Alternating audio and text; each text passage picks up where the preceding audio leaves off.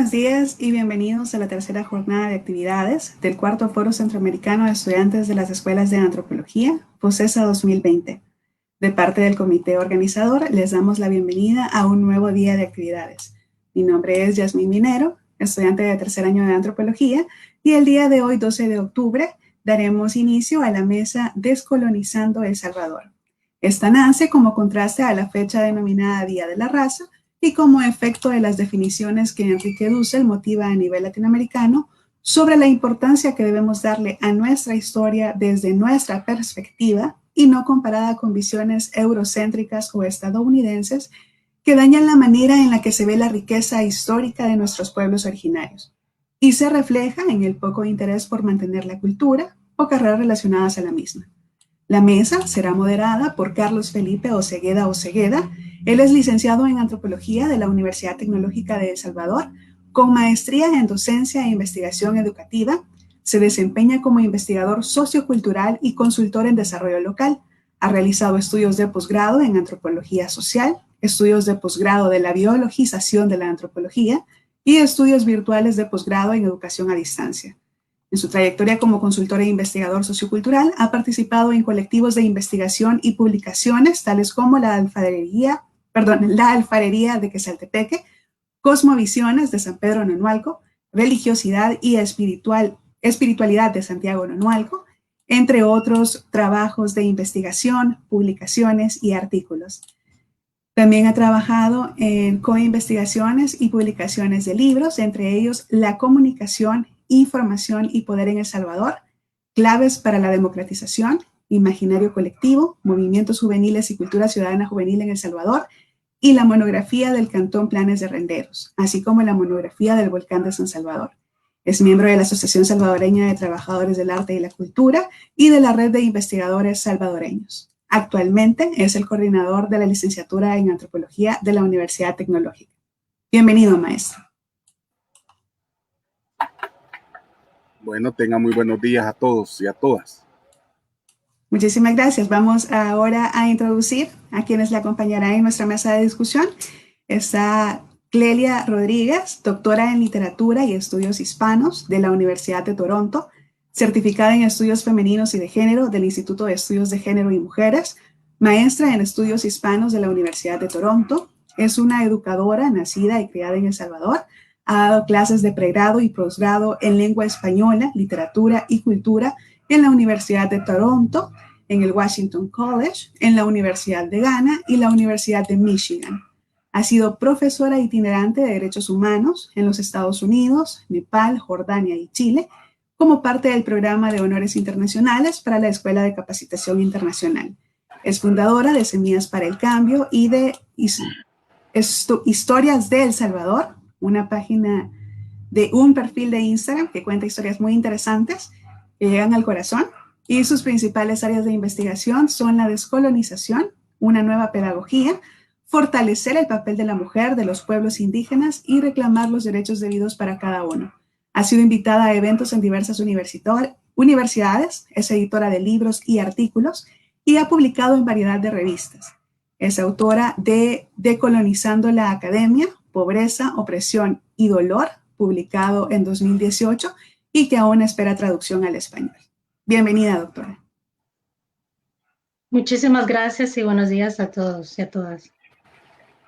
Y para completar la mesa tenemos a Heriberto Erquicia. Él es licenciado en Arqueología, máster en Docencia Universitaria, Ciencias Sociales e Historia, doctor en Historia. Actualmente es docente del programa de Máster en Historia de América Latina, Mundos Indígenas de la Universidad Pablo de Olavide, Sevilla, España.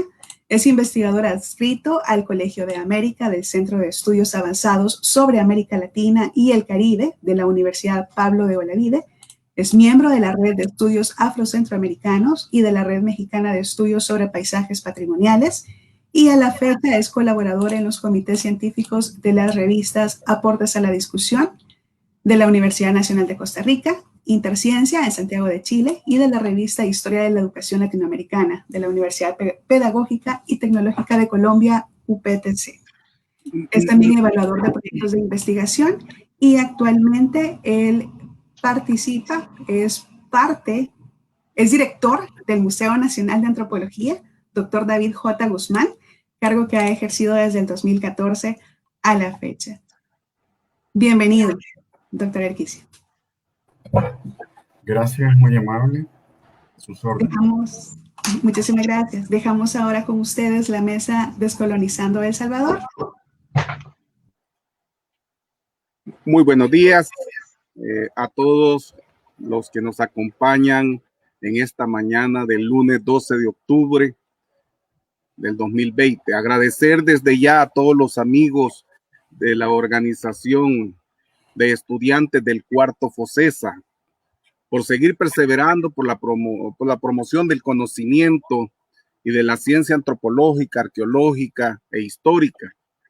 Agradecer mucho la presencia en esta discusión y aprendizaje de los amigos Clelia Rodríguez y de Heriberto Erquicia por su anuencia a compartir su conocimiento en este tema que bastantes polisémicos, bastante muy del hoy, ¿verdad? Para comprender y derrumbarnos hacia un mañana. Antes de iniciar con nuestras preguntas de discusión, quiero traer a la vida y compartir nuestro pesar de varias partidas físicas de seres entrañables que vienen, se nos han adelantado y que me parece muy prudente mencionar porque han sido parte de lo que somos nosotros en el hoy, ¿verdad? Y que es importante mencionar. Por ejemplo, Rodolfo Rivas, esposo de nuestra catedrática de la Universidad Tecnológica de El Salvador, Adilia de Rivas, un gran amigo, un gran ser solidario. Al amigo, me corrige Clelia, don Neto de la familia Rodríguez Tejada, que hace unos días también nos condolemos con la doctora Rodríguez por este fallecimiento físico, pero que espiritualmente nos sigue acompañando. Hoy en la mañana, cuando compartía parte de este enlace, me notificaron también la partida física de Thomas Olesen, danés solidario, profundo, lector, profesional de la historia, muy amigo de América Latina, que también ha fallecido en Dinamarca. Pido también del descanso y que los tengan bien la divinidad a los salvadoreños que han venido enfrentando duramente los estragos de la pandemia. Y además, también pido en esta fecha conmemorable por la memoria de los pueblos indígenas, por una fecha dolorosa, llena de mucha resistencia negra, indígena y mestiza, ya que se vienen estructurando a través de la historia para luchar y conformar y contraponerse a esas falacias históricas que se generan a través de los grupos y élites de poder. A partir de esto, y dicho lo anterior, por tanto va nuestro reconocimiento a estas personas que físicamente ya no están con nosotros, pero que nos van a seguir acompañando en lo cotidiano con su ejemplo y su testimonio de vida. Vamos a partir ya con la primera pregunta, y es conceptualmente, históricamente, cómo realmente deberíamos de entender nosotros hablar de procesos descolonizadores. ¿A qué nos referimos con la descolonización? Y ahí tal vez nos ayudan ustedes a enfocar este concepto y cómo en la historia se ha venido discutiendo, cómo lo vienen proponiendo y cómo deberíamos de comprenderlo nosotros desde las ciencias sociales y humanísticas. Queda abierto para cualquiera de los dos invitados, ¿verdad? Doctora, por favor. Me dejaste, creo que fue bastante oportuno y que tiene que ver mucho con esta pregunta que acabas de hacer. Creo que 1 hora y media no sería lo suficiente para ahondar con todo lo que ha sido los procesos de colonización y en especialmente un día como hoy, donde en muchos lugares del mundo, por ejemplo aquí en Canadá, se celebra el Thanksgiving y la verdad que no hay mucho que celebrar, o sea, no hay nada que celebrar. Entonces, dentro de ese espíritu de muerte, de genocidio, de etnocidio, de la pérdida continua de no solamente de los pueblos indígenas en todas partes del mundo, sino que también de muchos salvadoreños y salvadoreñas en Estados Unidos, por ejemplo, donde estamos viviendo una época bastante dura. Entonces, reconocer que, por ejemplo, yo reconozco que yo hablo el día de hoy, me comunico con ustedes en esta invitación que me han hecho, con ese espíritu de seguir enojada, de seguir luchando, de que si amanecemos vivos, ya tenemos una lucha ganada, si seguimos con un respirar, es una lucha ganada, y creo que va de mano a mano con la lucha constante de los pueblos indígenas. Entonces, hablar de un proceso de descolonización para mí es muy importante partir de mi corazón, partir de lo que han sido mis propias experiencias. No quiero ahondar ni entrar muchísimo menos en teorizar la descolonización desde un marco conceptual. Lo mío no va por ahí. Justo ayer participé también en una discusión con unos colegas en Los Ángeles donde hablábamos sobre el café, el trauma y la memoria y la historia. Y yo les compartía que por ejemplo, el texto más importante en mi vida es el café. Y siempre que al principio de alguna ponencia o de una clase, siempre les muestro, no sé si lo pueden ver, pero aquí tengo un granito de café. Y siempre comparto que detrás de este texto, la lectura que yo hago, la escritura que yo hago, lo que me mueve a mí para generar algún tipo de conocimiento que comparto con mis colegas, con mi comunidad, con mis estudiantes, parte a partir de ese texto. Y es un texto que, por ejemplo, los catadores de café o los que disfrutan de café cotidiano, lo pueden disfrutar desde una perspectiva orgásmica, les da algún tipo de placer. Y para mí cada mañana tomarme una taza de café significa una conexión espiritual y profunda con el etnocidio que hubo en El Salvador en 1932. Es algo que lo llevo arraigado profundamente, y el proceso de descolonización, la experiencia de descolonización para mí parte de esas experiencias. Entonces voy a dejar que, no sé, es lo que puedo compartirles en este momento. Doctor Erquicia.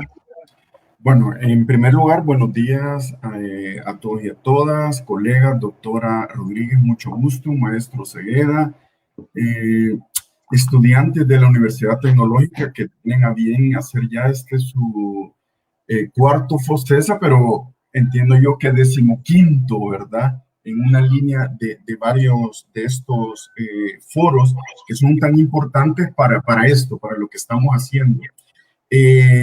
Justamente hoy, un día como hoy, 12 de octubre de 2020, con pandemia de COVID-19, hablar de descolonización, pues es importantísimo. Ya lo decía muy bien la doctora Rodríguez. Yo creo que hay varias etapas o sea, yo siento que, bueno, descolonizar en cada discurso, en cada... cualquiera de ustedes se puede meter a por ejemplo, a la red social Twitter y va a ver ahí en los discursos la gran cantidad que hay de repeticiones de algo que solo escuchan o que solo aprendieron en la escuela o que solo es de su interés sin ser críticos, ¿verdad? Y eso estamos hablando, no estoy hablando más bien de gente que ha estudiado, que tiene, digamos, la posibilidad de poder y de ser académicos. Yo creo que en este caso yo veía hoy por la mañana, por ejemplo, hablando del 12 de octubre, hay una variedad de conmemoraciones, llamémosle entre comillas, en Iberoamérica que van desde el Día de la Raza, que todavía tiene Colombia, México, y no recuerdo cuál era el otro país, el nombre, hasta, obviamente, en El Salvador se llama Día de la Hispanidad, en otro de la resistencia indígena. Nicaragua va más allá, dice, de la resistencia indígena y africana, ¿verdad? Y popular. Entonces hay una serie de discursos solo con titular este día como tal, ¿verdad? Yo creo que es importante. Desde la academia me parece importantísimo no solo ver la parte teórica que nos viene obviamente desde la academia europea, desde la academia estadounidense, sino que también desde la academia latinoamericana, los estudios subalternos, por ejemplo, de tantos académicos de la India que son importantísimos para visualizar lo que los otros hacen, lo que los grupos subalternos están haciendo y están, digamos, desarrollando. Yo creo que eso es importante. Como historiador, en este sentido, creo que una de las cosas fundamentales de los discursos históricos es, bueno, miren, ya debemos de dejar esta historia de bronce, la historia de los grandes personajes masculinos, digamos, blancos, ¿cómo se llama? Militares o sacerdotes, o sea, esta historia que es una historia elaborada desde el poder y para sustentar el poder en nuestros pueblos de Latinoamérica, ¿verdad? Que no solamente sucede en El Salvador, sino que ha pasado en toda Latinoamérica. Entonces yo creo que también otro punto importante es esa conmemoración y entre comillas de los bicentenarios, ¿verdad? Ahora mismo que Centroamérica entra en ese pensar en un bicentenario, bueno, ¿qué es lo que se ha construido en estos 200 años luego de la independencia de Centroamérica, de la monarquía española y luego cómo hemos, digamos, nos hemos desarrollado primero como Federación Centroamericana y luego Estados Nacionales, pero luego, bueno, el 14 se conmemora el Día de la integración centroamericana, o sea, cómo van estos discursos, ¿verdad? Yo creo que es importante, muy importante desde la academia, desde las universidades, obviamente, desde nosotros como académicos, ir valorando e ir co-construyendo un nuevo discurso en cuanto a todo lo que podemos hablar, grupos indígenas, afrodescendientes. Ya la doctora tocaba un tema que es fundamental para el siglo XX en El Salvador, son 1932, por ejemplo. ¿Cuáles son esas nuevas visiones del 32 con estos nuevos actores y que hay que nos están dando una nueva mirada de cómo se estudió en, digamos, en casi todo el siglo XX y cómo en el siglo XXI pues, se están viendo esa mirada? Justo hoy en la mañana se denegaba la apertura de archivos de la Fuerza Armada de El Salvador para poder ir construyendo esa memoria del Mozote, de los lugares aledaños, de toda esta memoria histórica del pasado reciente, que ni siquiera eso hemos podido hacer justicia, mucho menos vamos a poder llegar a sanar si no tenemos esa justicia. Entonces, no se diga lo que está mucho más atrás, ¿verdad? Que todavía no hemos llegado al kit, digamos, de ir conociendo todos estos, toda esta historia que está, bueno, que tiene que ver con nuestros pueblos indígenas, con quienes somos hoy en día, ¿verdad? O sea, también fuera de los esencialismos de pensar de que, bueno, que somos los indígenas, y ahí sí como arqueólogos, los del posclásico tardío, cuando llegan, no somos ya eso, ¿verdad? Entonces, ¿qué somos como latinoamericanos, como iberoamericanos? ¿Qué son estos salvadoreños como la doctora Rodríguez, que es parte de esos más de 3 millones de salvadoreños y salvadoreñas que viven en la diáspora, que están construyendo identidades como salvadoreño, como canadiense, como estadounidense, como italiano? O sea, yo creo que es un tema importantísimo bueno, que va también sobre las identidades del salvadoreño y de la salvadoreña. Y bueno, lo dejo por ahí para poder seguir conversando sobre ello. Gracias, Carlos. Excelente aportes. Gracias, doctor Erquicia. Y es que cuando revisábamos algunas ideas sobre Enrique Dussel, ¿verdad?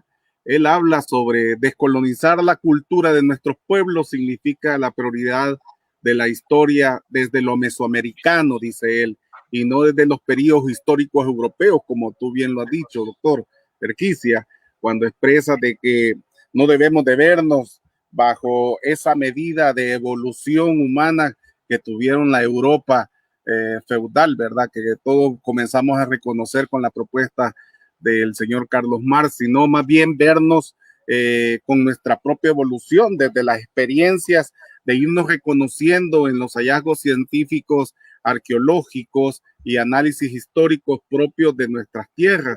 Es la búsqueda de lo propio, dice Dussel, desde la iconografía, los signos y los símbolos creados desde que no debemos de seguir desde la visión eurocéntrica, reconociendo como lo bello, lo estético que viene desde afuera y desde los países que someten a los países periféricos. En ese marco, quisiera generar la siguiente pregunta, ¿verdad?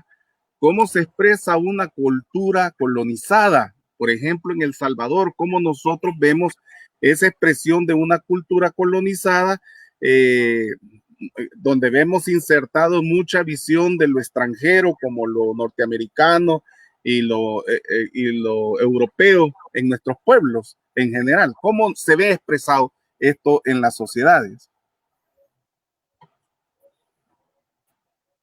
Cualquiera. Mira,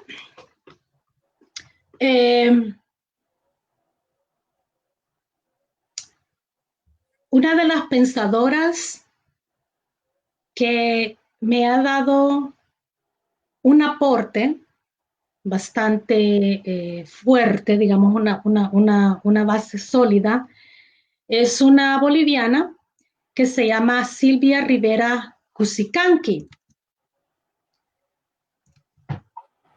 Muchísimo más allá de Dussel y del discurso académico, hablar de cómo hacemos el performance como catedráticos, etcétera, muchísimo más allá de ese performance.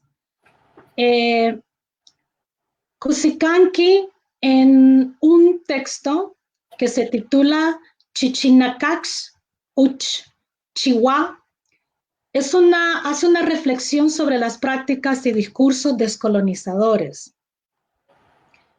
Es un texto que muchísimo más allá de lo que los educadores y catedráticos, no solamente en Centroamérica, en América Latina, sino que también en Estados Unidos y en Canadá, siempre sabemos que son las mismas personas y los mismos intelectuales a los que recurrimos para citar. Yo creo que dentro de lo que es la educación es importantísimo, es militante, es una postura política que nosotros como educadores, al hablar de descolonización, adoptemos lo que leemos, que adoptemos en nuestras prácticas docentes, que muchísimo más allá de las escuelas que hablan de poscolonialidad, de colonialidad, existen voces indígenas a las cuales no leemos y no citamos.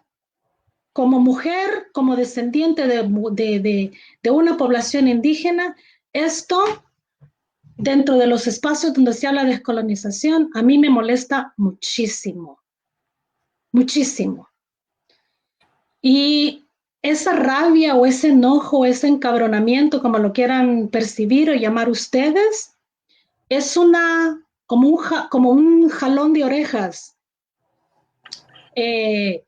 Y es un llamado crítico para los que estamos dentro de un espacio privilegiado, si se quiere, porque tenemos una audiencia de estudiantes que están aprendiendo a quiénes van a citar en sus trabajos, a quiénes van a leer.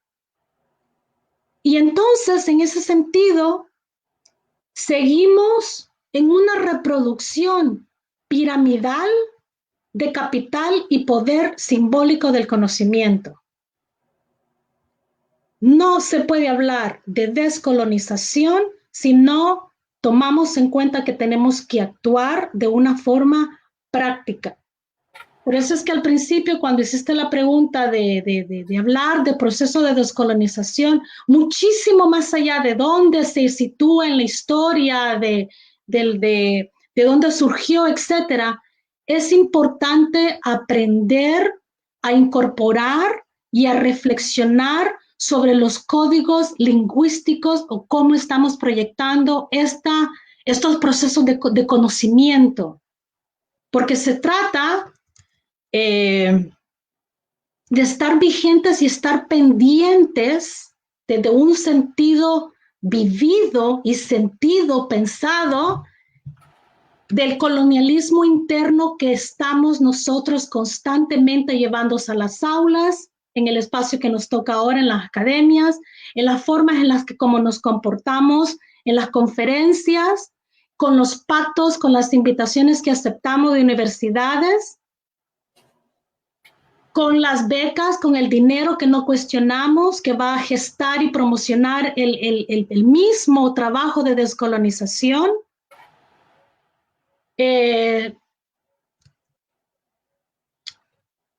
Porque dentro de la academia misma, nosotros tenemos que aceptar que también utilizamos o estamos intentando recolonizar.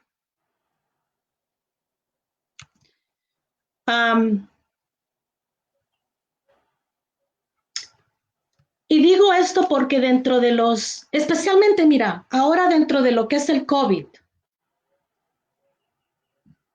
llegó el COVID, los pueblos indígenas, y se habla de un estado de emergencia, de que de repente el climate change se ha puesto de moda y todo el mundo ahora está súper preocupado. O sea, este estado de emergencia tiene décadas, tiene centurias. Este estado de emergencia lo han vivido los pueblos indígenas en Guatemala, en Honduras, en Nicaragua. O sea, los ejemplos salen de más ahora. Sabemos perfectamente lo que estamos, el estado de emergencia en el que estamos.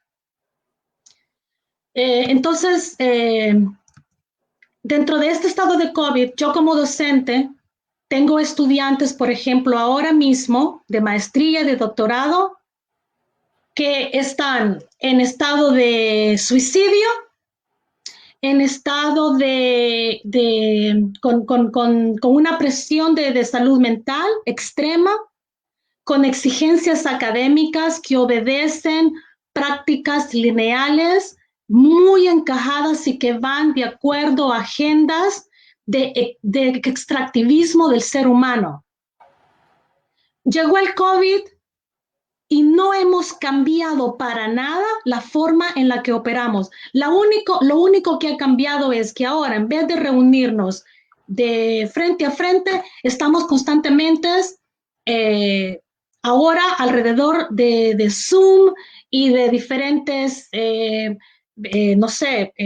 espacios virtuales, pero las exigencias y las expectativas que nosotros como educadores tenemos para los estudiantes es la misma. Seguimos con las exigencias, seguimos con las demandas del perfeccionismo, de la competencia, que tienen que solicitar aquí, que tienen que desarrollarse de esta forma. La profesionalización que nos estaba matando antes, nos sigue matando ahora, pero ahora con la diferencia que tenemos una pandemia.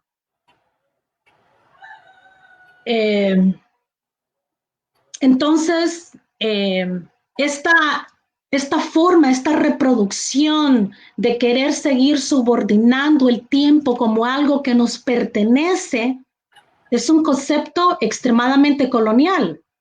Para poder nosotros como educadores, investigadores, o estando en solidaridad con la educación, con una educación que va más allá de la teatralización de la tierra o la romantización de los pueblos indígenas, etcétera, tenemos que prestar atención a las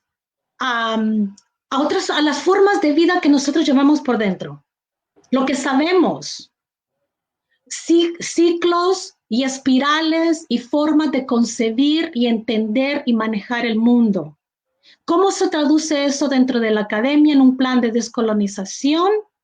No esperando que los estudiantes escriban un research paper, imitando y haciendo un ejercicio de mímesis de una persona blanca, estudiada y preparada en una universidad universitaria, como si eso fuera una certificación de conocimiento y de valor.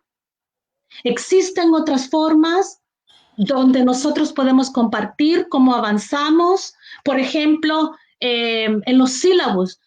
No se trata de descolonizar nada más un sílabus integrando voces indígenas. Va más allá muchísimo del papel y de lo escrito y del currículum y de cómo diseñamos nuestras prácticas. Va muchísimo más allá de eso. Entonces lo voy a dejar hasta aquí para que podamos compartir. Doctor Erquicia.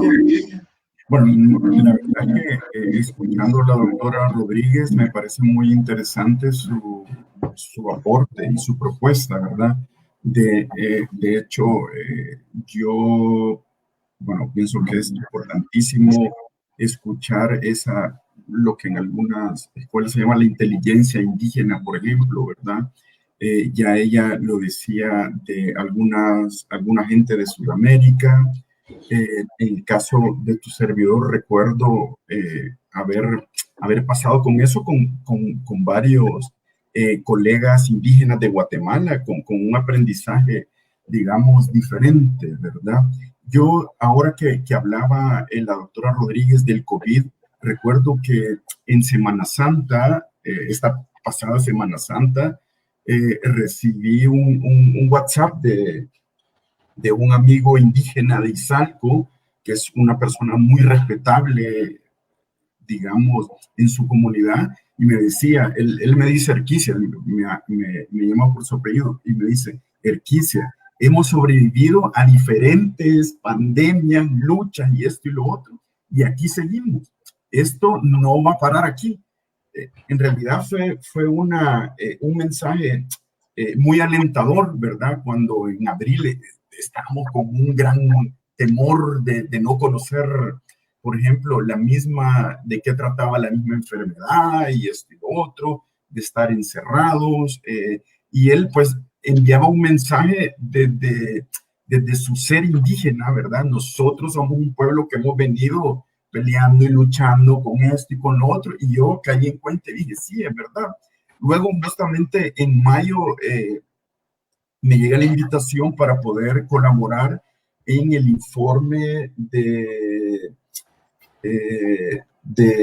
ACNUR para los derechos humanos de los pueblos indígenas, ¿verdad? Sabiendo cómo estaban ellos, ¿verdad? Yo le decía, bueno, ¿cómo querés que hagamos un informe, ¿verdad? Si no podemos ir al campo, ¿verdad? Entonces, era una cuestión más de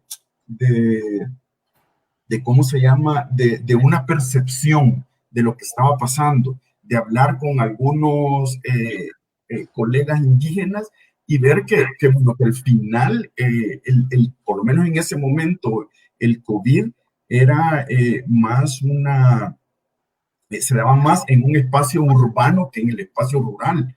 Y eso también hizo que se protegieran algunas comunidades indígenas en el caso. Y también, por otra parte, no eran las comunidades indígenas las que estaban pidiendo con bandera blanca muchas veces, sino que se daban más bien en lo urbano, no tanto en lo rural, porque en el campo, pues ellos tienen su ciclo agrícola bueno, el otro año va a ser difícil, ¿verdad? Pero el ciclo agrícola ellos ya tenían la cosecha del año anterior para vivir este año, ¿verdad? Entonces, no quiero decir que no la pasaron mal ni nada que ver, pero también hay que aprender yo creo que hay mucho aprendizaje que tener de las comunidades indígenas. Por supuesto, estoy totalmente de acuerdo con la doctora cuando nos sentamos los académicos a hablar y no incluimos a gente que representa a estas comunidades que también son importantes, ¿verdad? Me lo recuerda constantemente una amiga que trabaja el tema afrodescendiente, ¿verdad? El cual me dice eso, o sea, sí, siempre los blancos están hablando de nosotros, me dice, ¿verdad?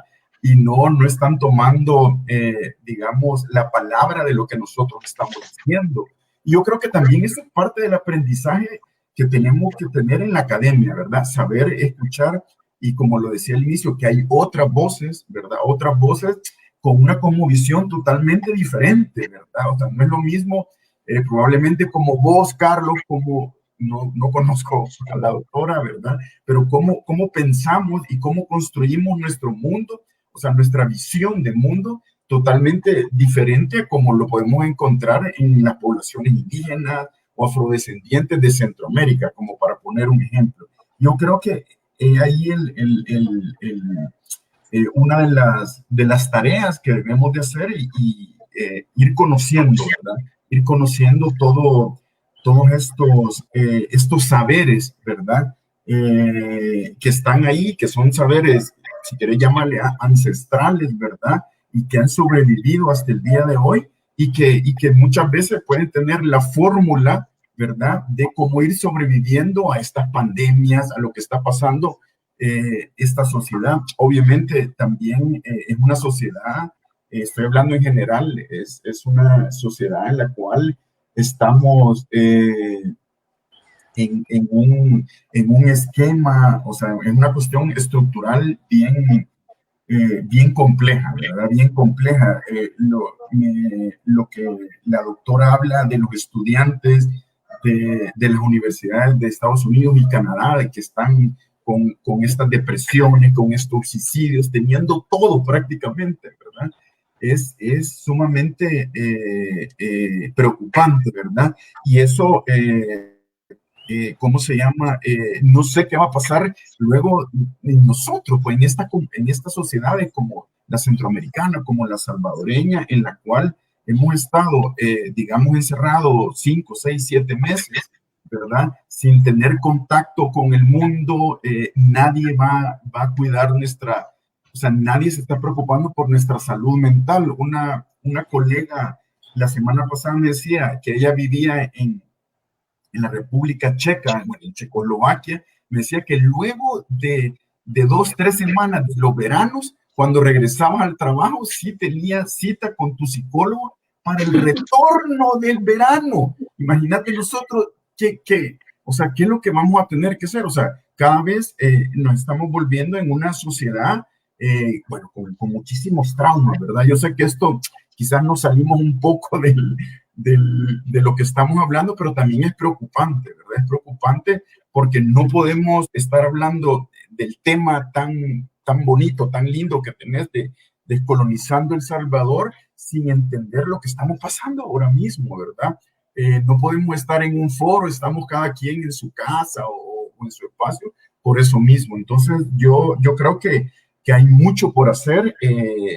Y obviamente estamos en ese camino, en el camino del aprendizaje, en el camino de saber escuchar a los otros, de saber escuchar las propuestas nuevas también que tengan que mostrarnos, digamos, líneas de investigación diferentes, ¿verdad? Yo creo que y como universidad debemos estar abiertos a ello también. Fíjense, estimados, que como experiencia personal, en los años 80 pertenecía a una asociación de trabajadores del arte y la cultura. Y desde ahí hicimos bastantes aportes en términos de propuesta de cómo democratizar más los programas de las municipalidades, por ejemplo, en términos de acceso de las comunidades a proyectos de arte y cultura, a procesos organizativos, a lo que significaba la presentación de presupuestos para la visión del desarrollo desde la localidad. Además, se tuvo bastante trabajo desde las comunidades en lo que significaba la formación en teatro, en teatro popular, en títeres, en danzas folclóricas, en lo que significaba música popular. Y la gente, los directores de ONGs, los alcaldes, la visión de esos momentos, te estoy hablando del periodo de guerra, posguerra, después en los años 90, en la misma línea, la gente miraba como producto artesanal o de menos categoría todos los esfuerzos desde la gente, y hasta hablaban que nosotros lo hacíamos de una perspectiva demasiado popular y que no tenía todo ese bagaje, ese elemento estético que eleva al arte en cuestiones de escenarios, en teatros, en universidades, con líneas claras de cómo se llama, de una práctica artística. Entonces, en esto que estoy diciendo tiene que ver con una de las últimas preguntas que vamos a hacer el día de hoy para darle oportunidad a que participe la gente con sus preguntas. Es decir, ¿cómo hacer nosotros para valorizarnos, para que seamos conscientes del gran aporte que hacemos desde nuestras prerrogativas, de nuestras vivencias, de nuestra experiencia, lo sublime de los que siembran la tierra y la forma de cómo la hacen parir, ¿ya? Ese conocimiento que hacemos los investigadores, que solo tramitamos ese conocimiento de la gente y la ponemos en un conversatorio más público académico, tramitamos ese conocimiento de los ancestros, le llaman a la medicina natural, le llaman, ¿cómo se llama? Les comienzan a confundir con brujos, ¿verdad? Cuando ellos son gente con conocimiento del cosmos, con el conocimiento de la producción de la tierra, que muchos no comprenden ese ciclo vital, ¿verdad? Ese ciclo de producción. Entonces, ahí me asalta la última pregunta de esta mañana. ¿Qué debemos de generar? ¿O qué se debe de generar? ¿Qué mecanismos se deben de impulsar o experimentar? Y cuáles deberían de ser esos sujetos para buscar la descolonización de nuestra cultura en El Salvador y otras naciones. ¿Cuál debe de ser ese sujeto?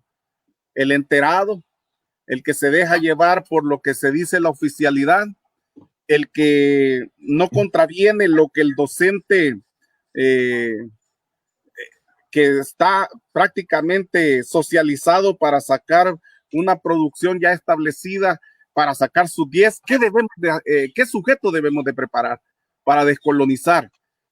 ¿Qué instituciones deberíamos de afincar, consolidar para que se generen procesos de descolonización? Y que esto se acepte, pues, que se acepte en la medida que nosotros nos damos a entender que es partiendo de nuestras naturalezas y de nuestros conocimientos regionales y latinoamericanos, ¿no? Y que no tienen menos valor, ¿verdad? Okay. Yo creo que es fundamental lo que decís, Carlos. ¿Qué sujeto debemos digamos, de crear, si se puede decir, y qué feo la palabra es, pero en realidad lo que nosotros debemos de hacer, con nuestros estudiantes es que sean personas críticas, o sea, digamos, crítico, pero en el sentido de que, bueno, si vas a ser crítico es porque tenés la base y el conocimiento para, ¿verdad? No solo criticar como se hace muchas veces por desprestigiar al otro o por contradecir al otro. Yo creo que allí, bueno, por ejemplo, vos sabés que yo estoy, no quiero llamar desde la oficialidad, pero tengo un cargo, ¿verdad? En una dependencia del Ministerio de Cultura y en ese sentido, todos los días queremos estar siendo más crítico con lo que hacemos, ¿verdad? Obviamente puede llamarse como, bueno, estás ahí y no puedes ser crítico, cualquiera me podría decir, pero en realidad sí, puedes ser crítico y lo que pasa es que puedes llegar hasta donde te lo puedan permitir también, ¿verdad? Eso también sucede en las universidades, Carlos. Vos podés ser sumamente crítico, pero siempre hay algo ahí. Entonces y ahí es como lo decía la doctora Rodríguez también, quienes nos dan las becas, ¿verdad? Quienes son los que nos financian los proyectos, ¿verdad? Entonces hay algún grado digamos, ¿cómo te diría? Como, o sea, no podemos salir del renglón que nos dice la gente que nos financia los proyectos, la gente a la cual, de donde trabajamos, si trabajamos en la universidad, si trabajamos para el Estado, o cómo hacemos. Yo creo que ese es un elemento importante para ver cómo podemos desligarnos de eso y escribir o profesar, como decía la doctora en este caso, críticamente, ¿verdad? Críticamente. Ahí, no sé, lo dejo y para que conversemos. Bueno, yo creo que como es la última pregunta, digamos, quiero compartir 3 cosas y que lo tenía que haber hecho desde un principio, pero reconocer que Canadá es un territorio ocupado por la colonización. Canadá es un país que se ha representado en el mundo como un país desarrollado y donde existen hoy día una cantidad exagerada de represión y de violación de derechos humanos en contra de los pueblos indígenas acá. Aquí existen mujeres que han sido asesinadas, mujeres indígenas, que el gobierno todavía no ha esclarecido el asesinato de las mujeres indígenas aquí. Este es un país donde los hombres negros e indígenas son los que ocupan hoy día los que tienen llenan las cárceles. Este es un territorio donde si ustedes se van como a 1 hora al norte de Toronto, si van a una reserva, los pueblos indígenas ahí viven en un cuarto mundo, no un tercer mundo, esto es un cuarto mundo, esto es un inframundo, donde los pueblos indígenas no tienen agua potable, donde no tienen electricidad. Entonces, para ubicarme, para que nos ubiquemos de la forma, cuando estamos hablando de procesos de descolonización, reimaginar o borrar o incluir dentro de los currículums distintas formas de leer. ¿Cómo entendemos, cómo leemos a Canadá hoy día?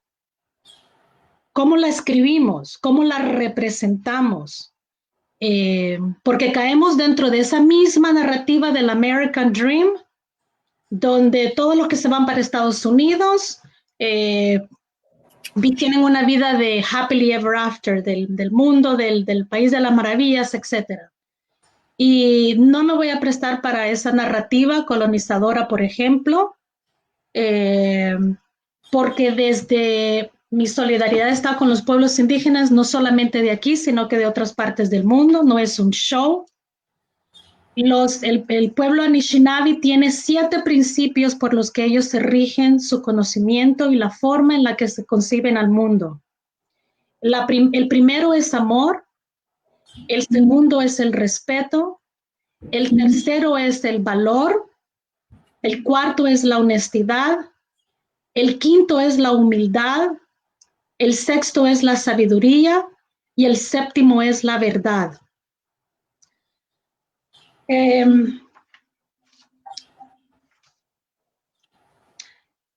Entonces, cuando hablamos, por ejemplo, de un cambio, la descolonización, a muchas personas dice, uy, ¿eso qué quiere decir? Que vamos a hacer como Cuba, como Venezuela, etcétera. O sea, muchísimo más allá de las prácticas económicas. Esto se trata no de un cambio para que nadie cambie. Esto no se trata de un reconocimiento simbólico. No se trata de incluir únicamente dentro de los currículums académicos las voces indígenas. Y que hoy, por ejemplo, si les doy una lista de lecturas, por ejemplo, para los estudiantes, dentro de estos textos, dentro de estas lecturas, aparte de María Rivera, aparte de Pablo González Casanovas, que en el 1969, muchísimo antes de Walter Miñolo y de toda la poscolonialidad, ya había publicado un texto titulado Sociología de la Explotación. O sea, hay un pasado, traemos conocimiento y no lo estamos reconociendo. Hay textos que la gente lo podría decir como alternativo, pero un texto, por ejemplo, como este granito de café, un texto como el agua, un texto como el aire, un texto como el color de nuestra piel.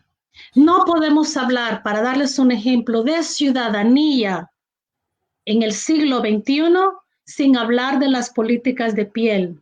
No podemos hablar de descolonización si no vamos a hablar del patriarcado. No podemos hablar de la descolonización si no vamos a hablar de cuestión de clase.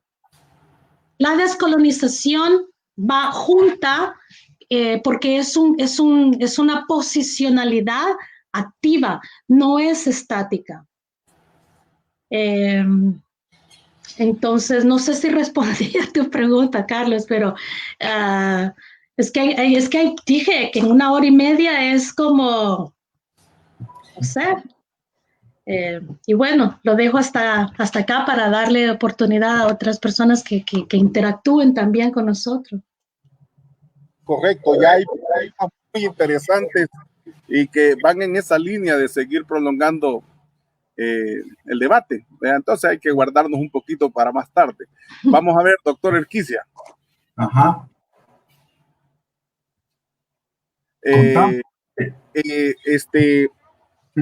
Me parece interesante una de las preguntas que uno de los amigos me manda y me dice, desde las políticas públicas, si tú conoces algunas prácticas, algunas propuestas que se estén enviando en términos de procesos que tengan que ver por descolonizar los procesos en El Salvador, en ese marco en el cual tú te manejas, ¿verdad? Uh-huh.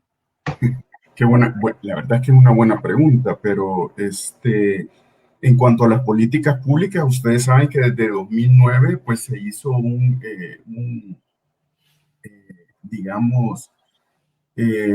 cambio en cuanto a la línea de políticas públicas que se tenían. Antes pues no era visible, en algunos casos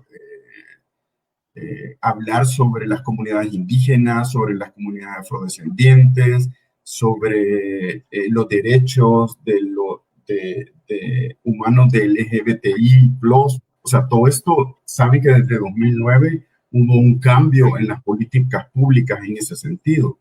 Y se han hecho, varios esfuerzos, por ejemplo, incluir esfuerzos, por ejemplo, creo que uno de los más importantes es en cuanto al artículo de la Constitución de la República, que habla sobre los derechos de los pueblos indígenas de El Salvador. Sin embargo, no se ha hecho para los afrodescendientes, por ejemplo, ¿verdad? O sea, yo sé que el mundo de los técnicos es una cosa, pero el mundo político ahí es donde el acceso es como mucho más complejo, ¿verdad? Sin embargo, te lo digo, yo soy una persona que tengo, por ejemplo, casi como 20 y pico de años de haber iniciado en la administración pública, luego sabes que estuve en la Universidad Tecnológica y recuerdo que cuando se hizo el Museo Nacional de Antropología en 2001,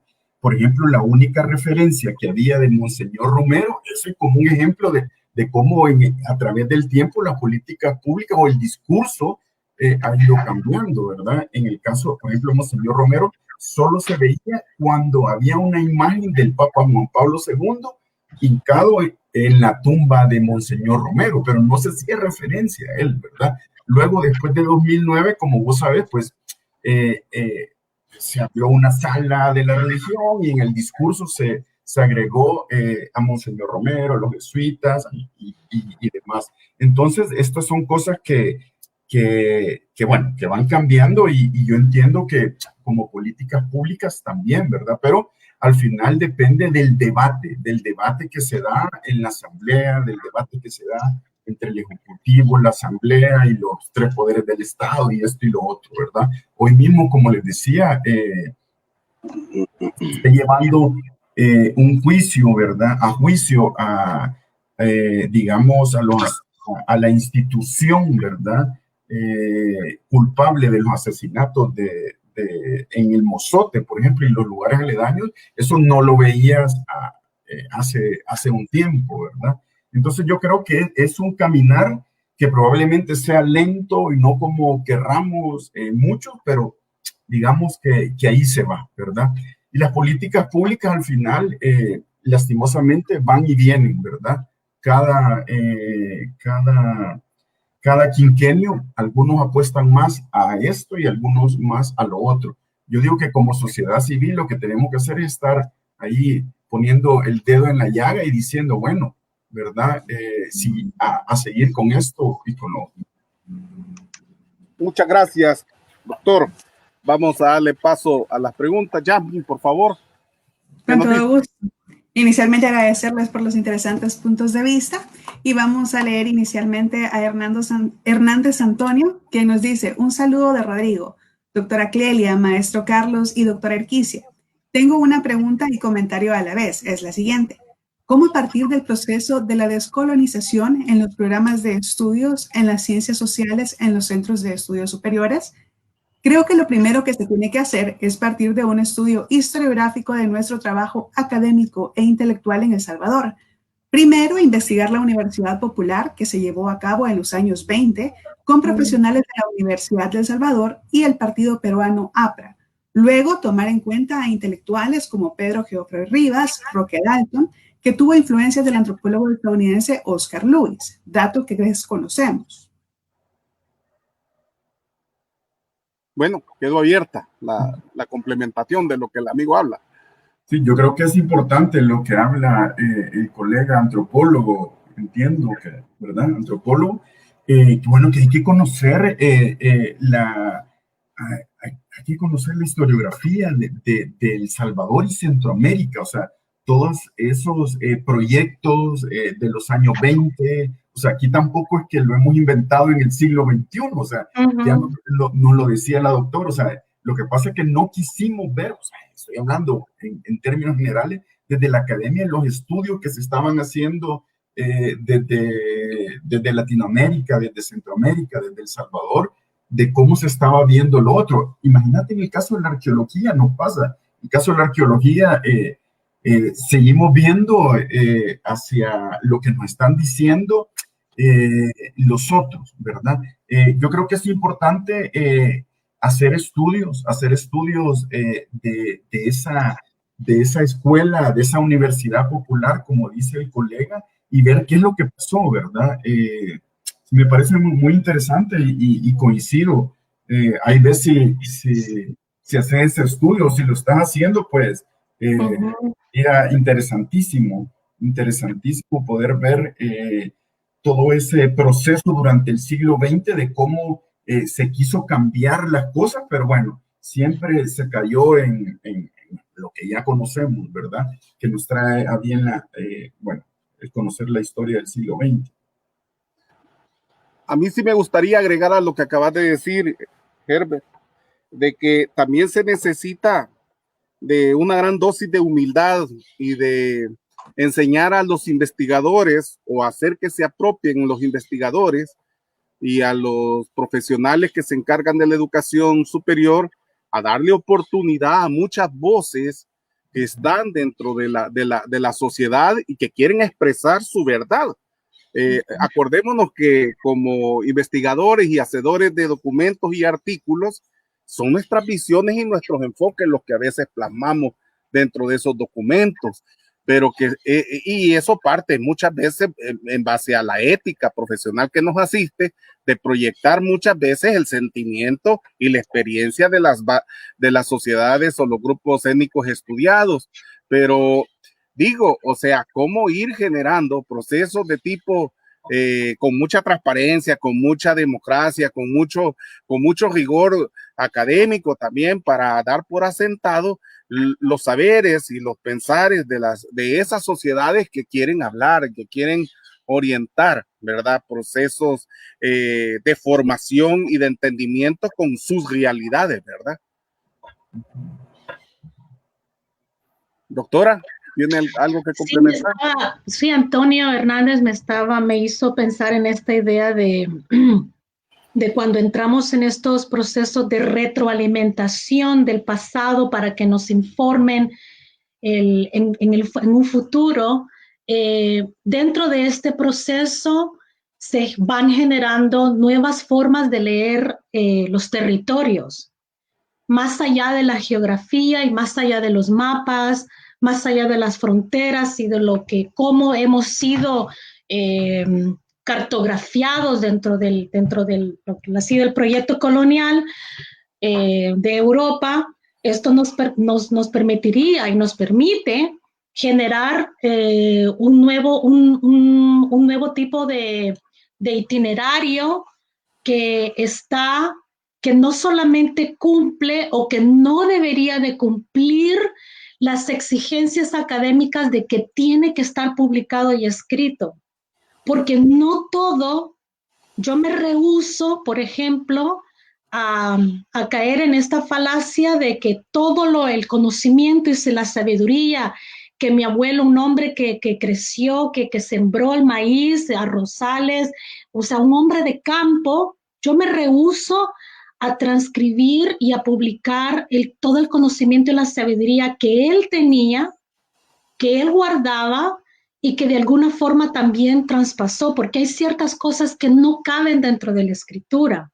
Entonces, como investigadores y educadores, muchas veces miramos, por ejemplo, un nuevo tema que está de moda, que no sé, en inglés se dice como lo edgy, lo último, y que corremos rápidamente porque queremos ser parte también como de esta máquina de querer ser los que vamos a descubrir y proveer una plataforma de visibilizar este conocimiento. Y creo que es importante también pausar y reflexionar sobre el tipo de repercusiones también que esta misma exigencia de producción y de extractivismo intelectual a veces tiene con personas también cuyo espíritu también va a ser dañado en ese proceso. Gracias. ¿Yasmin? En estos momentos vamos con la siguiente, solamente permítanos un momento. La siguiente pregunta o la siguiente participación que tenemos incluye a Gabriel Fuentes. Para cualquiera de los ponentes, ¿acaso descolonizar debe enfocarse nada más en lo nuestro y en menospreciar o rechazar cualquier aporte foráneo sin más? Para nada, o sea, para nada, o sea, tampoco se trata de eso, ¿verdad? De satanizar todo lo que venga de afuera. Al final esto es un constructo, ¿verdad? Sí, yo no creo en que hay que satanizar lo que viene de fuera, no tampoco.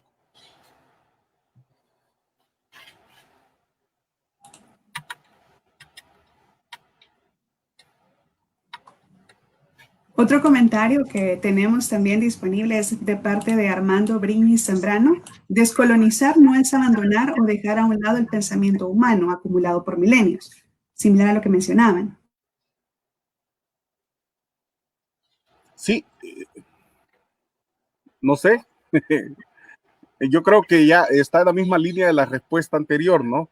O sea, lo que se trata es de complementar y poner a dialogar y a debatir las ideas de lo que se viene diciendo sobre un determinado tema de investigación, ¿no?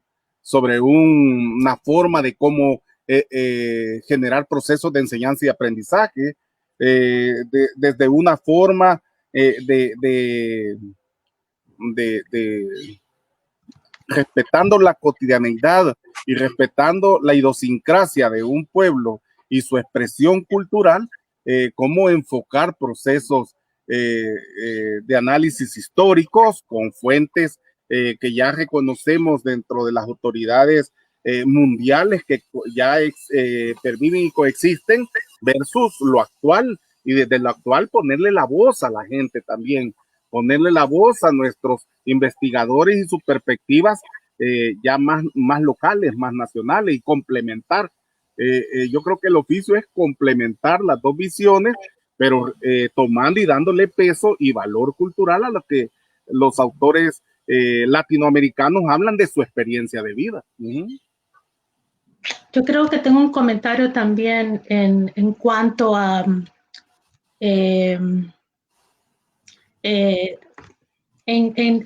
en Canadá, hasta hace muy poco tiempo, quizás hasta hace 4 años, el gobierno canadiense, por la presión de los pueblos indígenas y de las personas que estaban apoyando a los pueblos indígenas, decidieron crear una comisión en búsqueda de la verdad con fines de reconciliación. O sea, Canadá es uno de los países más jóvenes dentro de lo que es la formación de estados. Tenemos más o menos como un poco más de 150 años. Dentro de esos 150 años, hasta el momento, y repito, subrayo, no ha habido ninguna responsabilidad, no ha habido ninguna reconciliación del genocidio que aquí hay. Entonces, cuando nosotros que estamos dentro de yo no lo veo ni siquiera como un espacio de aprendizaje. Esto se trata de desaprendizar lo que hemos aprendido. Dentro de este intento de reconciliación, dentro de este reporte, es un reporte que yo no sé si existe en español, pero después le puedo pasar el dato, por ejemplo, a Carlos, para que puedan enterarse. Hasta en 1993 se cerró la última escuela donde estaban en contra de su voluntad niños indígenas siendo abusados sexualmente. Hasta 1993.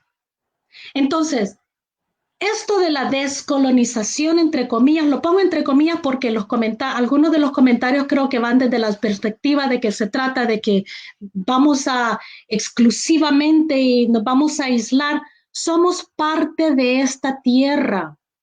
En este momento, las problemáticas, la forma en la que la madre tierra ha sido explotada, no podemos ignorar. Hemos llegado a un punto donde no podemos ignorar la participación directa de consumo y de extractivismo del cual hemos participado. No se puede ignorar eso. Entonces, después de 500 años de tener los mismos currículums, de aprender lo mismo por primera vez, y esto que ha estado pasando por muchas décadas, centenarios, muchas centurias, los pueblos indígenas han tratado de ser reconocidos y que su conocimiento sea reconocido y que podamos tener, que podamos ponernos en una posición de humildad y reconocer y decir, o sea, tenemos la oportunidad de desaprender y seguimos resistiendo eso. Creo que eso tiene que ver con lo que María Rivera Cusicanqui habla en cuanto a esta vigencia del colonialismo interno que acarreamos. Creo que tiene que ver con parte de eso. Entonces, para cualquiera de nosotros de descolonizar el espacio, de descolonizar el currículum, creo que tiene que haber una reflexión profunda hacia nosotros mismos, vernos en el espejo y ver y reconocer esa persona, ese colono, esa colona que nosotros llevamos dentro de nosotros mismos y cómo opera día a día.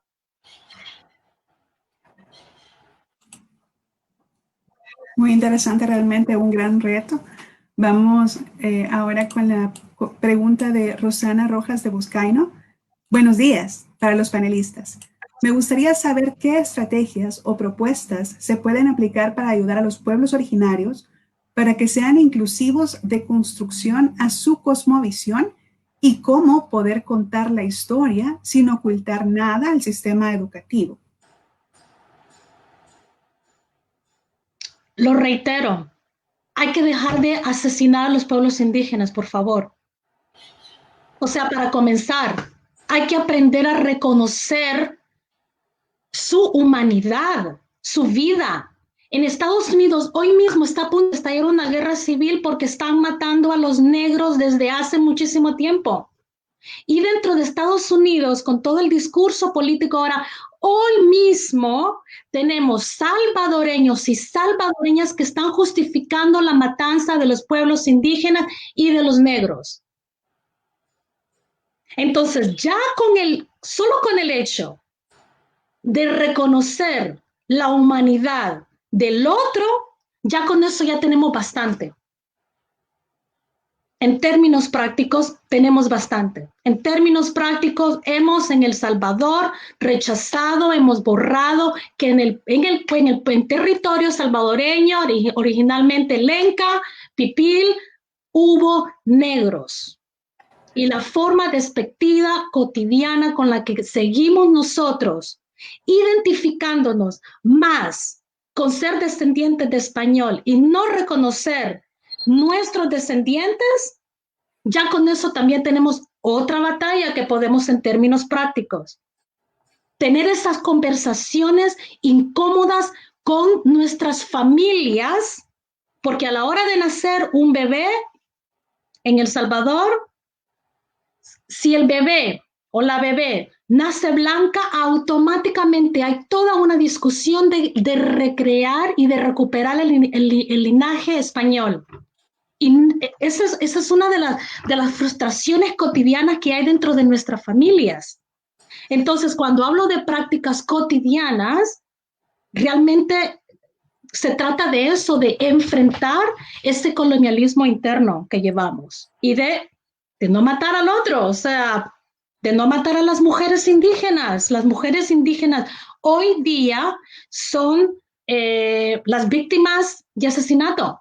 Entonces, cuando hablamos de colonizar, también es una cuestión en contra del patriarcado que valora y del capitalismo que pretende pensar que todo, absolutamente, todo lo que existe en la tierra, mujeres, árboles, animales, todo se puede comprar, todo se puede poseer y todo se puede aniquilar.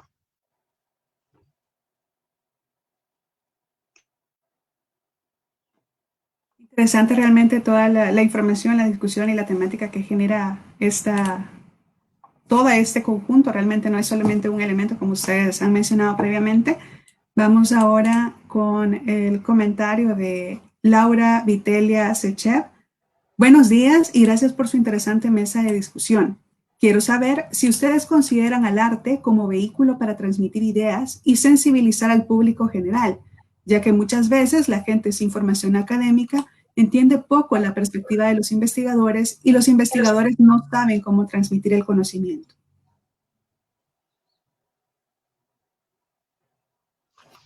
¡100%! No, repito, en mi primera clase de este semestre, el título de la primera semana de la convocación que tuvimos con los estudiantes fue Once Upon a Time There Was a Pen. En algún momento de la historia, lo primero que existió fue el bolígrafo. Hay muchísimas, y vuelvo a recalcar, lo que es lo escrito y el nombre del bolígrafo de esto fue lo que ha trazado. Ustedes pueden agarrar un Google en Google Maps y pueden ver la forma en la que las fronteras en África han sido literalmente dibujadas en una línea, concebidas en Berlín, a principios del siglo. Israel, con los pueblos ocupados en Palestina. O sea, existen otras formas de entender, otras formas de procesar el conocimiento, y estamos constantemente inculcándole a los estudiantes y a las comunidades que solamente hay una sola forma de aprender y de desaprender. Entonces, eso es un desafío. Por ejemplo, en mis clases, yo no otorgo calificaciones. No se trata de competir. Todos aprendemos y desaprendemos de una forma distinta. Yo no puedo ponerle valor a un trabajo de un estudiante que tiene menos que comer que otro estudiante, porque esos estudiantes no van a lo mejor no han tenido el tiempo para leer por las ocupaciones que han tenido, etcétera, etcétera, etcétera. Entonces, el currículum en sí no se presta a estas prácticas de competencia donde la mirada es piramidal. O sea, cuando hablamos de descolonizar dentro tomando la idea de que es una práctica y es una forma de vida, es un modelo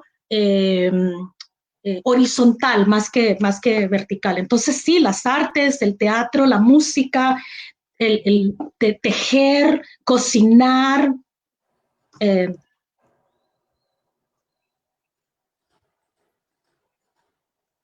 Bueno, yo conozco una experiencia de un antropólogo estadounidense haciendo trabajo en El Salvador hoy por hoy en niños y jóvenes en altos riesgos de violencia intrafamiliar y maras. Y una de sus grandes enseñanzas que nos va delegando a los que estamos acá en El Salvador es cómo desde su proceso investigativo retoma elementos de esa dura realidad que él le ha tocado estar documentando, y por medio de grupos de teatro juvenil participativo proyecta parte ya de sus resultados de su investigación en la comunidad e incide positivamente en términos de la reconciliación, el esfuerzo más digno dentro de la familia de estos dos lugares que él estudia. Hay otro docente que genera procesos de investigación y que al final en su devolución a la comunidad, que cuando está cerrando ese esfuerzo cíclico de la investigación, genera procesos, aquí le llamamos proyección social, y que terminan con a la gente de la comunidad como cuentacuentos, ¿no? O sea, el grupo se convierte en cuentacuentos, invitan a los cuentacuentos de la comunidad en las etnografías y hacen partícipes a las comunidades estudiantiles a que recreen su historia a partir de sus leyendas, sus narrativas y sus cuentos locales. Entonces, dentro de nuestros esfuerzos a nivel académico, algunos docentes hacen un esfuerzo de la producción visual, de la experiencia aprendida conceptualmente en el aula, la proyección visual por medio de cortodocumentales visuales dentro de las asignaturas. Muchos de ellos tomando muy en consideración lo que dice la doctora Clelia, y en eso hay que caminar y es todo un reto a nivel de las universidades, o sea, cómo aceptar estos tipos de procesos evaluativos y procesos de enseñanza-aprendizaje que conlleven, ¿cómo se llama? Una equidad en el desarrollo de los aprendizajes, ¿verdad? Por no hablar de una igualdad, sino que la equidad en términos del sujeto que está en este proceso de enseñanza-aprendizaje, a desconstruir y construir nuevo conocimiento significativo. De parte de Mario Mata tenemos: colegas, ¿qué políticas públicas tienen el Estado salvadoreño en relación con la descolonizar y potenciar el protagonismo de los pueblos indígenas y afrodescendientes?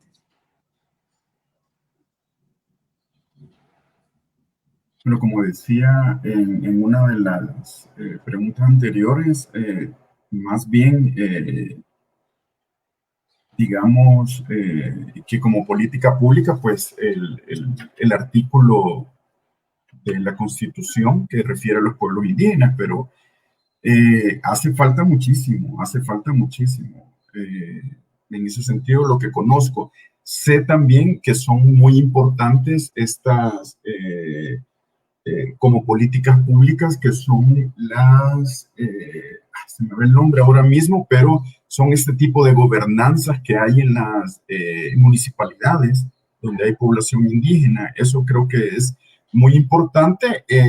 Sin embargo, y un saludo para el colega Mario Mata. Sin embargo, como saben, todavía el Estado salvadoreño hasta 2005 negaba de la población afrodescendiente, esto en comités internacionales y esto y lo otro, ¿verdad? Entonces, como les digo, es un proceso que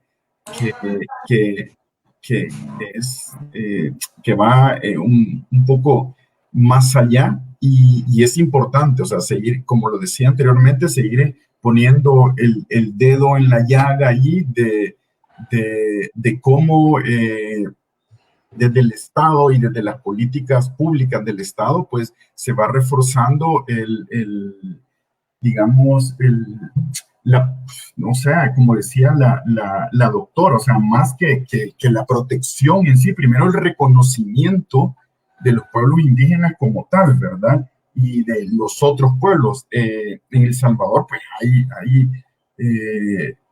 como sabemos, hay una diversidad de población indígena y por otro lado de población afrodescendiente. Yo creo que es importante, pero ahí va también desde hacer un esfuerzo desde las comunidades, desde la sociedad civil, para poder ir reivindicando las luchas y todo lo que se quiera ir logrando, ¿verdad? Eso es lo que podría decir, ¿verdad? Antes de pasar a la otra pregunta, a mí sí me gustaría agregar, ¿verdad? Que en materia de política pública, algunos tienen iniciativas de forma muy agilada y sensible, ¿no? Algunas instancias, algunas iniciativas como poner en perspectiva la ascendencia negra en El Salvador, por ejemplo. Asociaciones que se vienen formando en pro de la arqueología, que vienen y salen a la calle y reivindican sitios como Tacucalco. O sea, se hacen algunos esfuerzos bastante reivindicativos, pero al final muy aislados de lo que deberían por default, o sea, deberían por naturaleza venir y proponer procesos reivindicativos de los pueblos indígenas, de los pueblos negros, del arte nacional.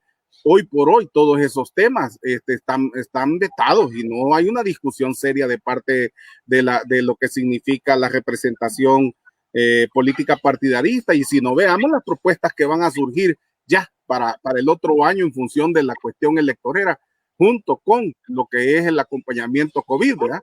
En COVID, pero eligiendo personas, ¿no? Y estos temas muy ausentes de las propuestas que ellos generan en lo que significa sus políticas de desarrollo a nivel municipal y sus proyectos en lo que significa la Asamblea Legislativa. Entonces, y si no, veamos también los presupuestos nacionales para el otro año, cuánto para cada uno de estos temas y cuánto se le devuelve también al medio ambiente dentro del presupuesto nacional para este país el próximo año. Y ahí vemos que está ausente el tema, están ausentes. Yo creo que es importante, y lo acabas de mencionar, perdón, Carlos, es importante que la política pública no solamente se basa exactamente en decir, la política pública de los pueblos indígenas, sino que va más bien también el hecho, por ejemplo, la política del agua, ¿verdad? Que tiene que ver con las comunidades, la política del medio ambiente, la política, o sea, todo tiene que ver al final con las comunidades que viven aisladas, con las comunidades o sea, es mucho más allá de la política pública desde una visión como culturalista, de ver a los indígenas como culturalistas, sino que como hombres y mujeres que tienen derechos, ¿verdad? Y que esos derechos es el agua, el medio ambiente, la educación y todo lo que tiene que ver con ello, ¿verdad? Vos sabés, Carlos, que luego de los acuerdos de paz de 1992 hubo un cambio, por ejemplo, en la currícula de educación, pero eso no basta, o sea, hay que seguir cambiando, o sea, tiene que haber una política pública en educación, por ejemplo, de multiculturalidad, ¿verdad? O de interculturalidad más bien, que tenga que ver con el conocimiento también de los pueblos y esto, pero más allá de lo cultural, de ese rollo, porque también en el Martinato hubo política pública, ¿verdad? En cuanto al indigenismo y esto y lo otro, pero va más allá de eso, tiene que ver con el ser humano, ¿verdad? ¿Cómo estás tratando a estas personas y de qué van, ¿verdad?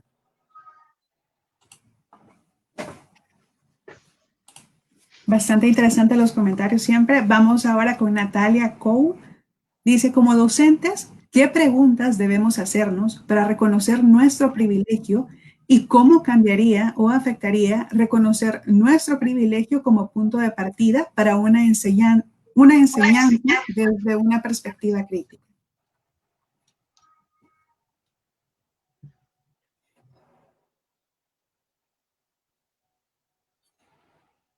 Bueno, queda abierta ahí la pregunta. El posicionamiento creo que es importante.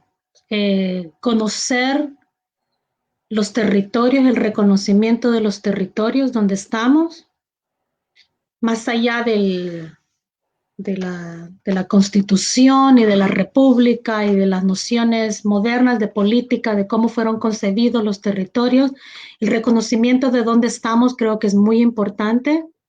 La conexión el reconocimiento a la conexión que cada uno de nosotros tenemos con la tierra, cuál es la relación, a preguntarnos cuál es la relación que tenemos con el agua, más allá de las políticas del Estado. Y cuando me refiero a la conexión del agua, no me refiero, por ejemplo, a si tenemos acceso al agua potable o si pudimos bañarnos este día.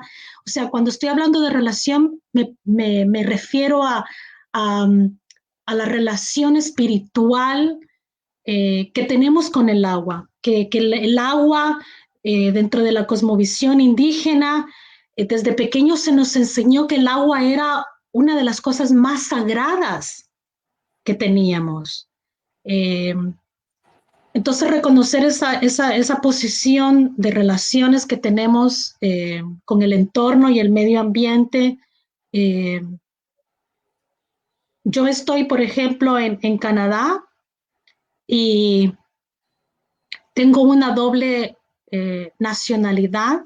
Antes de tener el pasaporte canadiense, el tratamiento que yo tenía con el pasaporte salvadoreño era muy distinto. Yo he tenido la oportunidad de viajar con estudiantes anglosajones, blancos, por todo el mundo, y el tratamiento que han tenido los estudiantes blancos y conmigo ha sido muy distinto. Entonces el acceso a tener, por ejemplo, el acceso al privilegio cambia de acuerdo a los lugares donde estamos, cómo nos movilizamos. Yo tengo por ejemplo, esta plataforma hoy día es un gran privilegio porque puedo expresar y compartir algunas nociones y conocimientos que yo tengo con estos procesos de descolonización. Entonces, sí, eso se me ocurre ahora. Antes de pasar a otra pregunta, yo solo agregar de la responsabilidad o la corresponsabilidad que se tiene como el privilegio de ser sujetos en recibir desde la educación superior este tipo de temas que va generándonos una práctica y una conciencia con respecto a lo que hablamos de no estar siempre como muy alineados a lo que el oficialismo nos da, sino que estar siempre en pero de implementar nuevos referentes y nuevas formas construidas de una práctica en donde no todo está dicho y donde tú puedes quebrar los moldes y que estás invitado a hacerlo. Imaginémonos que somos del privilegio porque de más o menos 1 millón que salen anualmente de educación media, 400,000 se ven en la posibilidad de seguramente llegar a las universidades, muchas de ellas retomadas por la Universidad de El Salvador. Y no porque se hablaban de números así, según Julio Martínez me decía la última vez, no, mira, no pasan de ser 150,000 los que accesan a la educación superior. Y entonces, imagínate esto del privilegio de llegar a la universidad con todos los sacrificios que ese privilegio significa, ¿no? Pero llegar a esa universidad, ¿cómo nos demanda, cómo nos emplaza a ser personas enteradas, a ser personas que revisemos nuestra historia, a ser personas que retemos el paradigma y que lo quebremos y que busquemos alternativas? Y en este caso del tema, que busquemos y escuchemos las voces de América en función de lo que se ha venido construyendo en las voces de Europa. Es que no estamos peleados y lo que queremos es complemento, pero también que se escuche la vivencia y el pensamiento local. Por ahí lo veo.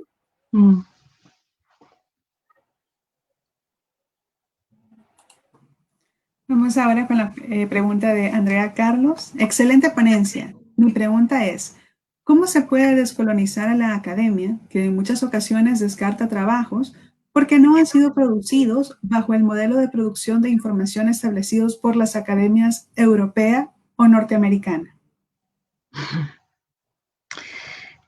Yo puedo contar una anécdota para tratar de contestar esa pregunta. Durante la época de la guerra, allá en Nueva Concepción, en Chalatenango, bueno, como ya les comenté, mi abuelo, yo vengo de familias que han trabajado la tierra, y en esa época, quizás como en el 85, en el 80, llegaban extranjeros al pueblo, monjas, investigadores de diferentes universidades que estaban interesados en, entre comillas, de ver lo que estaba pasando y eso, ¿no? Y una de las primeras lecciones que yo tuve con mi abuelo es que él no vendía sus experiencias, no vendía su dolor. Él, cuando percibía estas intenciones que venían vestidas o forradas con intención de extraer las experiencias que él estaba pasando, en ese momento él las rechazaba. Entonces, aunque a veces parezca como que no tenemos agencia dentro de los espacios académicos, yo quiero inculcarles a todos que sí hay esos espacios. Cada uno de nosotros y de nosotras sabemos lo que va a perder, lo que se puede arriesgar, pero cuando yo creo que muchos de nosotros perdimos cosas que nadie tenía que haber perdido. durante la época de la guerra. Entonces, así, una persona como yo no tengo que perder. O sea, en 1932, que fue como comencé esta intervención, hubo un etnocidio y ese etnocidio está presente. El espíritu de esas personas está presente. Mi compromiso está con el espíritu y con esos descendientes. Entonces, cuando estás conectado de esa forma, con ese compromiso que va muchísimo más allá de los títulos, de una nota, de calificaciones, de escrituras, de herencias, etcétera, cuando esa conexión va muchísimo más para allá, va más allá de eso, creo que la agencia misma te va ofreciendo espacios donde puedes ir transformando y generando cambios. Sí.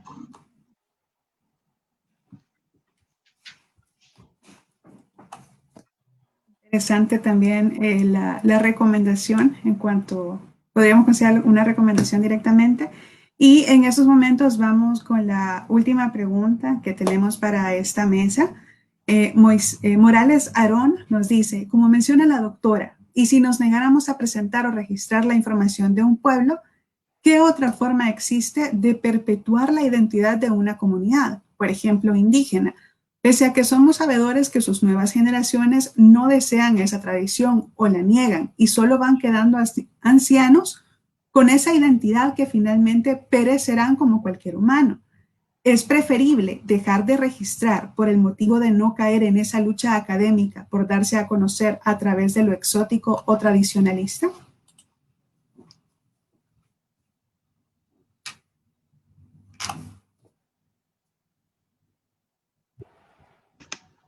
Yo tengo bastante que decir con eso, pero le quiero dar la oportunidad también. Yo creo que por referencia a su nombre, doctora, creo que mucho gusto. Usted escuchamos. O sea, yo creo que hay esta cuestión de la descolonización me parece como que se entiende o se percibe como que es un binomio.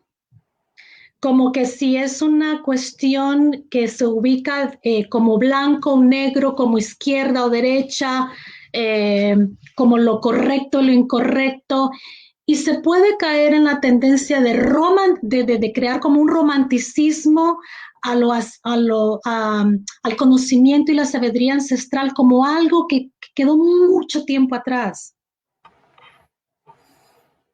Cuando está presente. O sea, el agua donde estamos ubicados, donde estamos sentados, donde estamos parados, si nos movilizamos a El Salvador, a Sonsonate, a Huachapán, a Santa Ana, debajo y nos paramos en ese territorio, debajo de esa tierra hay un legado de sangre. Tenemos esos textos, tenemos esa historia que la podemos sentir físicamente. No creo que dentro de lo que es, por ejemplo, la población de hoy día entre los jóvenes, que hay un distanciamiento que ya no vamos a recuperar, creo que eso es un intento más de las reproducciones de recolonización para hacer como ese tipo de lectura. Creo que los pueblos hoy día, especialmente este día que celebramos la resistencia, la resiliencia de los pueblos indígenas, dentro de nosotros que somos descendientes de indígenas, estamos vivos. O sea, aquí estamos. Estamos. Entonces, sí, eso. Doctor. No, está bien lo que estaba comentando la doctora, ¿verdad? No sé, yo cuánto tiempo hay para seguir. Entiendo que era la última pregunta, ¿verdad? Era la última pregunta que tenemos, pero pueden extenderse un poco más. Es la ventaja de la virtualidad, no hay restricción de espacios y ustedes aún tienen tiempo. Es que si estuviéramos en El Salvador y estuviéramos ya con el cafecito y la quesadilla, los tamales. Ahí quedamos pendientes de eso. Pero aquí van a ser las 2 de la tarde, entonces ni modo, ya me voy a tener que sacar una cervecita.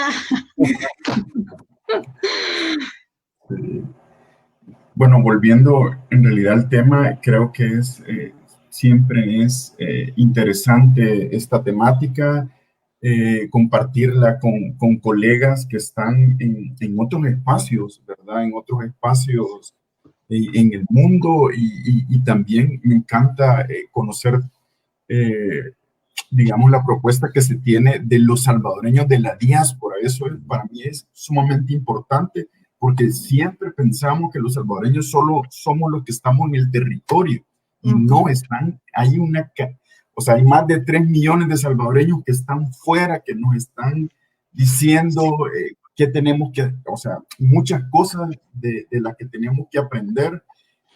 Creo que es importantísimo eso, vincularnos como salvadoreños, tanto los que estamos en el territorio como los que no, que al final somos siendo salvadoreños, estamos construyendo ese, todo desde cada quien de su trinchera, ¿verdad?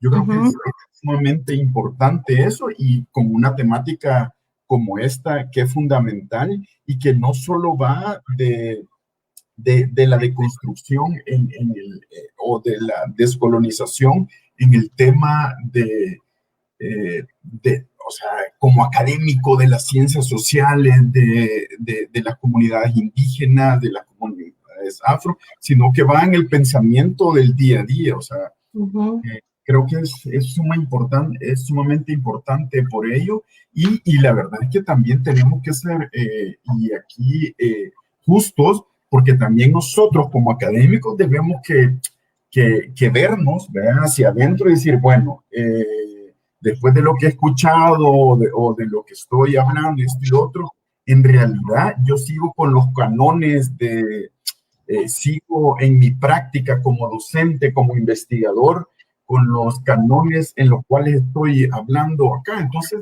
también yo creo que eso es importante porque las preguntas que nos hacían era, bueno, por ahí había una pregunta muy interesante y que contestó la doctora y que era como, bueno, pero si yo no me enmarco en este cuadro de las revistas indexadas, de las revistas esto y lo otro y no publico, entonces no estoy siendo nadie, entre comillas, en la academia. Y la doctora nos explicaba que sí, que podés estar, ¿verdad?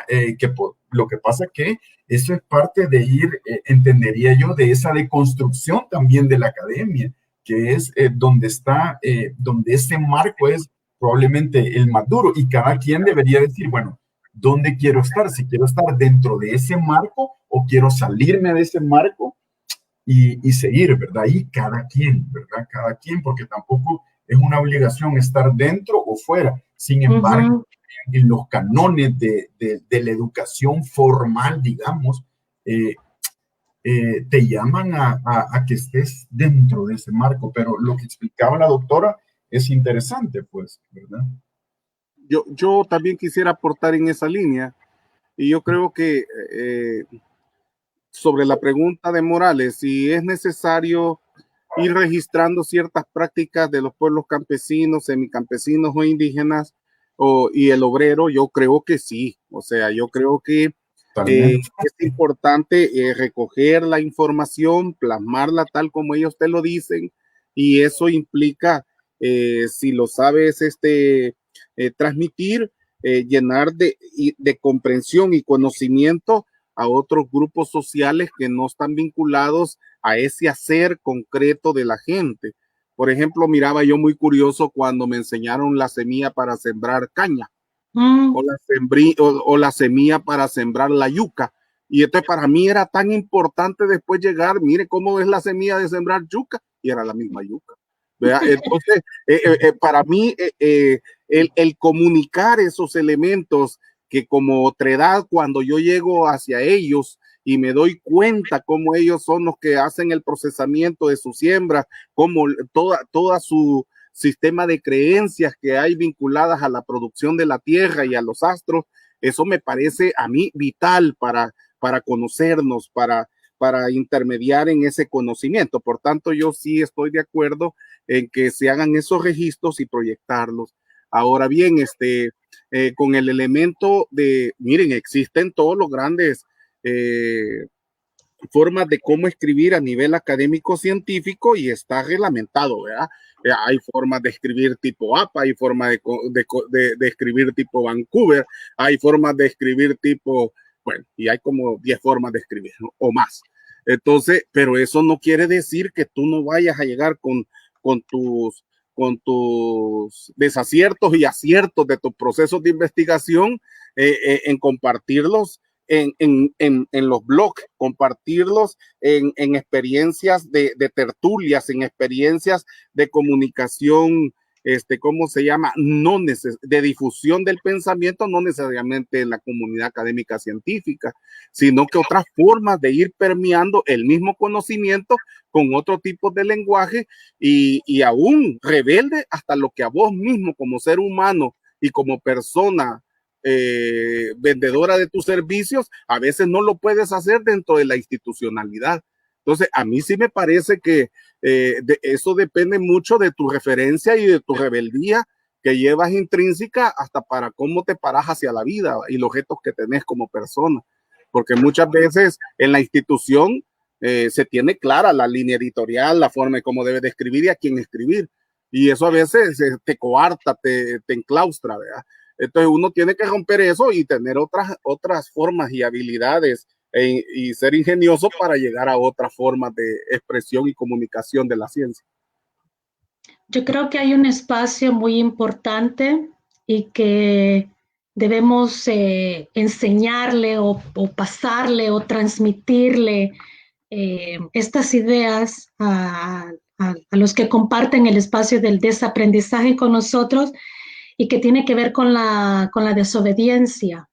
Creo que la desobediencia es algo que es importante incorporar y enseñarles también a los estudiantes que es importantísimo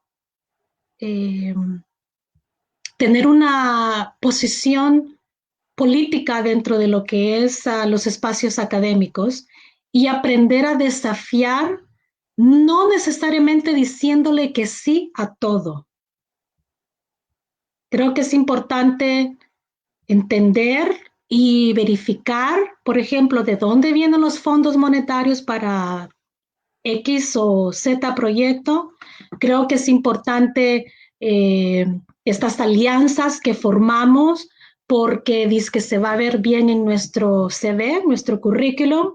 Creo que es importante tener en cuenta todas estas prácticas y estas decisiones que tomamos y que luego alentamos a los estudiantes que sigan también en estas prácticas. Entonces, ubicar la desobediencia durante estos momentos tan difíciles que los estudiantes están también atravesando, aprendiendo así a estar en línea con nosotros, fomentar la desobediencia. Es una de las cosas que a mí me encanta hacer.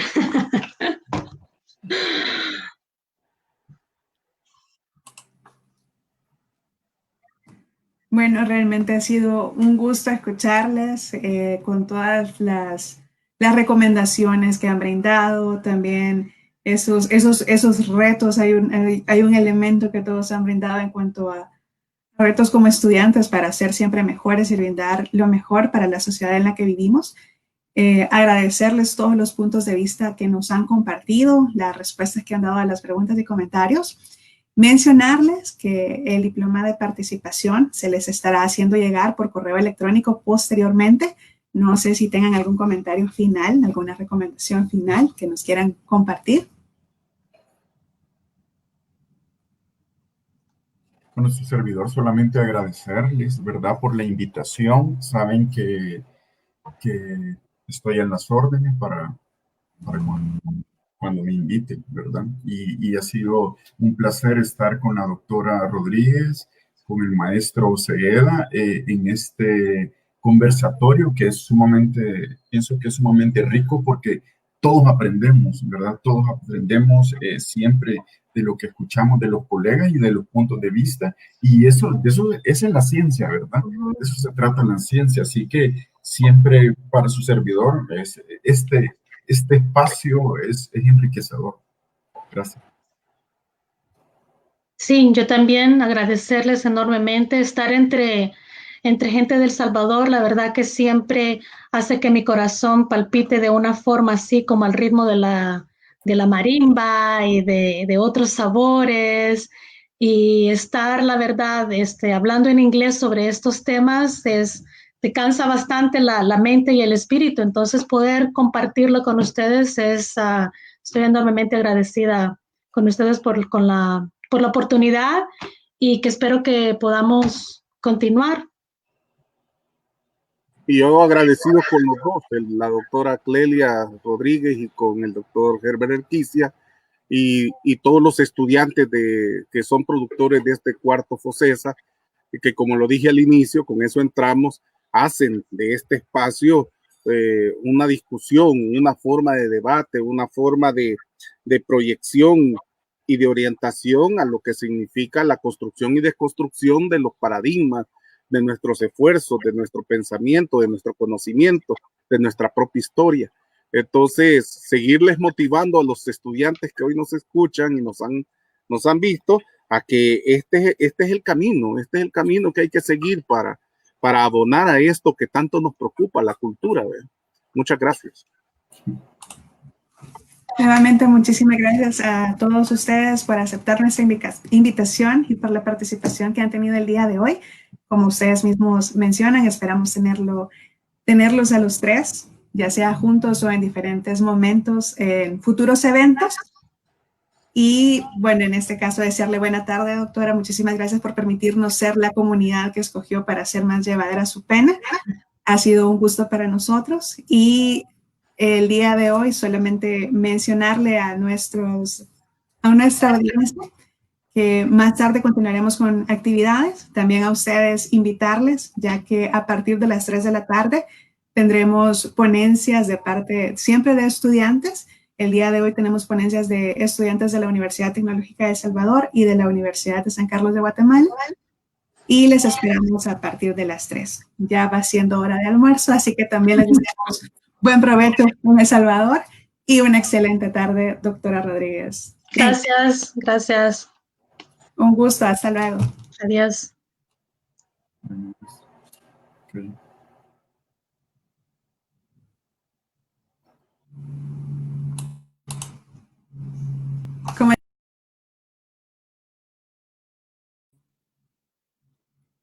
Quedamos pendientes para las 3 p.m. del día de hoy. Nuevamente estamos con ponencias de estudiantes. Nuevamente buen provecho.